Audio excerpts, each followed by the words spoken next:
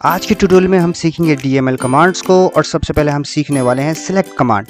हम आ जाते हैं MySQL क्लाइंट में और ये हमने MySQL क्लाइंट खोल दिया। सबसे पहले डालेंगे जो हमने पासवर्ड इसमें सेट किया हुआ है। ये मैंने पासवर्ड इसके अंदर एंटर किया और मैं अब यहाँ से अपनी क्वेरीज लिखना शुरू करूँगा। सबसे पहले मैं देखना चाहता हूँ कि मेरे पास डेटाबेसेस कौन से हैं, तो शो डेटाबेसेस मैंने लिखा और ये डेटाबेस जो ऑलरेडी एग्जिस्टिंग डेटाबेसेस हैं इसकी लिस्ट मेरे पास आ चुकी है। मैं यहाँ पे एक शकीला नाम के डेटाबेस को यूज़ करूँगा जो कि पहले से ही मौजूद है। टाइप करूँगा यूज़ शकीला और ये देखिए डेटाबेस मेरा चेंज हो गया है। अब मैं देखना चाहता हूँ कि इस डेटाबेसेस में कौन कौन सी टेबल्स हैं, तो शो टेबल्स मैंने क्वेरी लिखी और ये देखिए लिस्ट ऑफ टेबल्स जो शकीला नाम के डेटाबेसेस के अंदर हैं वो मेरे पास लिस्ट आउट हो चुकी है। और ये देखिए यहाँ पे 23 नंबर ऑफ़ रोज़ दिखा रहा है। अब मैं इनमें से ही एक टेबल को यूज़ करूँगा। चलिए देखते हैं कौन सी टेबल को हम यूज़ करते हैं। हम यहाँ पे यूज़ कर रहे हैं एक एक्टर टेबल को, तो हमने लिखा सेलेक्ट स्टार फ्रॉम एक्टर और हमने इसको रन किया। तो ये देखिए जो कंटेंट थे एक्टर टेबल के अंदर वो मेरे पास लिस्ट आउट हो चुके हैं, ये देखिए आप लोग। और यहाँ पे मुझे दिखा रहा है 200 रोज़, इसका मतलब है इसमें 200 रिकॉर्ड्स हैं।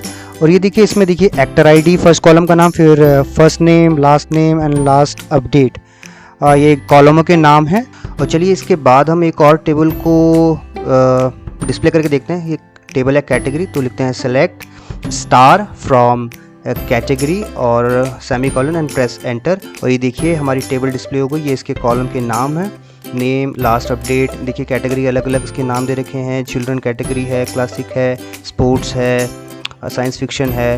लेकिन हम जो है एक्टर टेबल के ऊपर काम करेंगे, तो फर्दर हम यहाँ पे फिर से एक्टर टेबल को ले आते हैं। तो हम एरो की के साथ अप एरो की दबा के लास्ट जो हमने क्वेरी टाइप की थी वो हम डिस्प्ले कर सकते हैं। तो फिर से मैंने वही क्वेरी डिस्प्ले कर दी और ये देखिए एक्टर टेबल फिर से मेरे पास आ गई है जो पहले दिखाई थी आपको।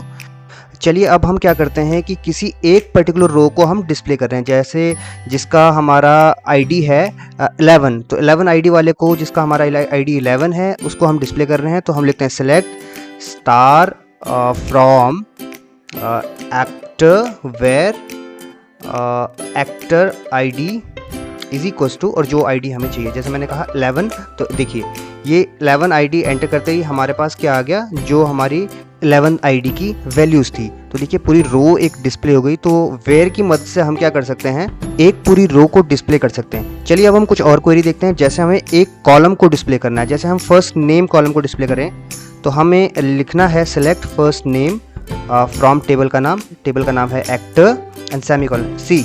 फर्स्ट नेम वाला कॉलम हमारा डिस्प्ले हो गया। पहले हमारे पास पूरी की पूरी एक रो आ रही थी और अब हमारे पास एक फर्स्ट नेम वाला पूरा कॉलम आ गया है। अब हम देखते हैं कि टेबल का स्ट्रक्चर क्या है, तो उसके लिए हमें लिखना पड़ेगा डिस्क्राइब और उस टेबल का नाम जिसका हम स्ट्रक्चर देखना चाहते हैं। तो हमने लिखा डिस्क्राइब एक्टर। तो देखिए एक्टर का पूरा स्ट्रक्चर हमारे सामने आ गया। देखिए इसके फील्ड्स हैं, जैसे इसमें एक्टर आईडी है, इसका टाइप आप बता सकते हैं।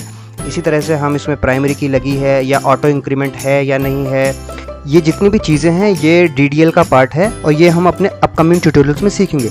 चलिए अब हम किसी कॉलम का नाम कैसे चेंज करना है वो सीखते हैं, लेकिन ये नाम केवल रन टाइम पे चेंज होगा। जैसे फर्स्ट नेम का मैं नाम कुछ और रखना चाहता हूँ, माई नेम रखना चाहता हूँ, तो चलिए इसके लिए क्वेरी लिखते हैं select first name as my name. तो मैंने इसका नाम चेंज किया और ये देखिए फ्रॉम एक्टर टेबल का नाम दिया। तो देखिए मेरा ये नाम चेंज हो गया, लेकिन ये केवल डिस्प्ले के टाइम पे चेंज हुआ। फर्स्ट नेम पहले था और ये एज करके मैंने जो नाम रखा हुआ है वो मेरा डिस्प्ले हो रहा है। मैं अगर वापस ये डेटाबेस में नहीं चेंज करेगा, इस चीज़ का आपको ध्यान रखना है।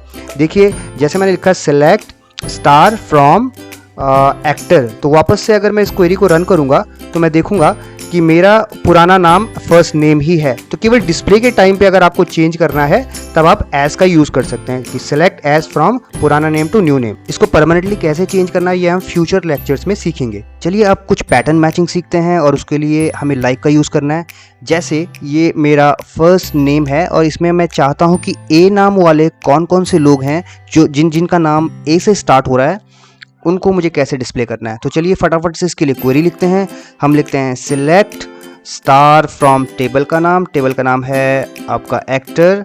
अब मैं लगाऊंगा condition where first underscore name like. यहाँ पे इक्वल्स टू मत यूज़ कीजिएगा, यहाँ पे यूज़ करना है आपको लाइक और A percentage and semicolon and enter.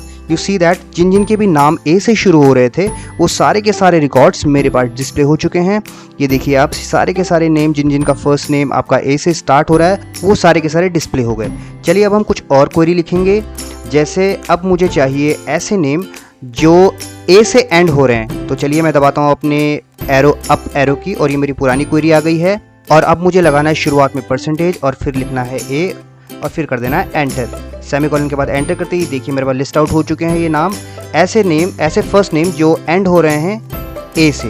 ये देखिए सारे के सारे वही नेम है जो एंड हो रहे हैं ए से। चलिए कुछ और क्वेरीज लिखते हैं। जैसे अब मैं क्वेरी लिखता हूँ, पुरानी क्वेरी मेरी आ चुकी है, मैं दोनों साइड परसेंटेज लगा के देखता हूँ और फिर देखता हूँ कि क्या होता है। ये देखिए मैंने दोनों साइड परसेंटेज लगा दिया और ये देखिए मेरे पास जो रिज़ल्ट आए हैं, जो भी मेरे पास फर्स्ट नेम है, इनके कहीं पे भी अगर ए आता है तो वो रिकॉर्ड डिस्प्ले हो जाए, जिनके कहीं पे भी आता है। जैसे ये इसके बीच में आ रहा है, इसके शुरुआत में आ रहा है, वो रिकॉर्ड हमारे डिस्प्ले होना शुरू हो जाए। इसी तरह से अब हम कुछ और क्वेरीज लिखेंगे। जैसे मैं चाहता हूँ एक यहाँ से कोई फर्स्ट नेम ले लेते हैं। जैसे मैं ये नेम ले रहा हूँ, ये नाम, इसमें मैं ICH एक सब स्ट्रिंग ले रहा हूँ। तो देखिए मैंने पुरानी क्वेरी अपनी ले ली और एक ही जगह मैं लिखा हूँ ICH और ये एंटर। इसी तरह से देखिएगा ये वो स्ट्रिंग्स निकल के सामने आई हैं जिनके कहीं पे भी ICH आता हो। तो इस तरीके से हम अपनी सब क्वेरीज को पैटर्न मैचिंग के थ्रू सॉल्व कर सकते हैं। चलिए अब हम कुछ और क्वेरी सीखते हैं। हम सारे टेबल के कंटेंट को एक बार फिर से देख रहे हैं और अब हम इसके अंदर एक नई तरह की क्वेरी लगाने वाले हैं जिसको हम बोलते हैं ऑल। तो ऑल कमांड से देखिए क्या होता है, यहाँ पे हम स्टार पहले लगाते थे, अब हम लगाएंगे ऑल। तो ये यहाँ पे चल नहीं पाएगा, पूरी टेबल के साथ ये ऑल नहीं चलता, ये कॉलमों के साथ चलता है। ये देखिए यहाँ पे मैंने एंटर मारते ही ये एरर आ गई। तो ये कह रहा है कि भाई आप यहाँ पे एक जो सिंटेक्स है सही नहीं है। अब मैं यहाँ पे करता हूँ एक कॉलम के साथ इसको देता हूँ। ये देखिए कॉलम के साथ देते ही मेरा पूरा रिकॉर्ड डिस्प्ले हुआ और ये 200 रिकॉर्ड्स मेरे यहाँ पे डिस्प्ले हो रहे हैं और इन रिकॉर्ड्स में कुछ डुप्लीकेट रिकॉर्ड्स भी हैं जो कि डिस्प्ले हो गए हैं। चलिए अब डुप्लीकेट को कैसे बचाना है, डुप्लीकेट को कैसे, रिडंडेंट डेटा को कैसे हमें रोकना है, तो हम लिखते हैं सेलेक्ट डिस्टिंक्ट। तो यहाँ पे डिस्टिंक्ट कीवर्ड है, इसको मैं यूज़ करूँगा। तो ये देखिए मैंने पुरानी क्वेरी निकाल ली। तो अब जो यहाँ पे ऑल की जगह मैं यूज़ करूँगा डिस्टिंक्ट फर्स्ट नेम। तो फर्स्ट नेम में जितने भी आपके डुप्लीकेट रिकॉर्ड होंगे वो हट जाएंगे। ये देखिए यहाँ पे 128 रिकॉर्ड्स आ रहे हैं। पहले मेरे पास 200 रिकॉर्ड्स आ रहे थे लेकिन अब आ रहे हैं केवल 128 रिकॉर्ड। इट सिंबलाइज दैट कि जितने भी हमारे डुप्लीकेट रिकॉर्ड थे, जितना भी रिडंडेंट डेटा था वो हट गया है। तो आई होप आपको आज का ट्यूटोरियल समझ में आया होगा। Thanks for watching.